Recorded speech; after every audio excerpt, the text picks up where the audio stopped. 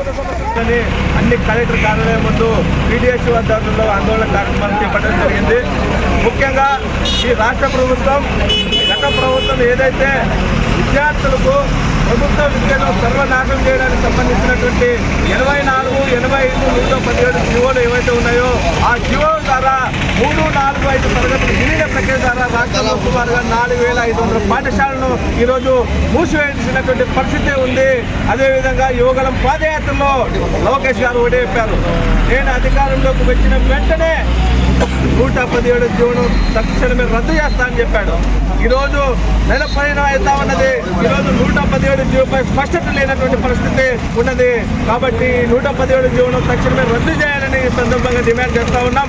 అదేవిధంగా మెడికల్ మాఫియాగా మారినటువంటి 107, 108 జీవోలను తక్షణమే రద్దు చేయాలి. ఏదైతే దేశవ్యాప్తంగా ఎన్టీఏ సంబంధించినటువంటి ఈ సంస్థను తక్షణమే రద్దు చేసి మెడికల్ విద్యార్థులకు న్యాయం చేయాలని ఈ సందర్భంగా డిమాండ్ చేస్తున్నాం. అదేవిధంగా రాష్ట్ర వ్యాప్తంగా హాస్టల్లో అవుతున్నటువంటి విద్యార్థులకు నెట్ ఛార్జీలు, కాస్మెటిక్ ఛార్జీలు పెంచాలని, సొంత భవనాలు ఏర్పాటు చేయాలని ఈ సందర్భంగా డిమాండ్ చేస్తున్నాం.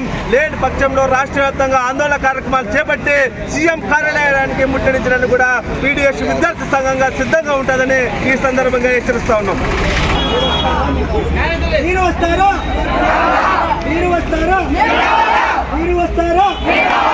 కలెక్టర్ గారు వెంటనే కలెక్టర్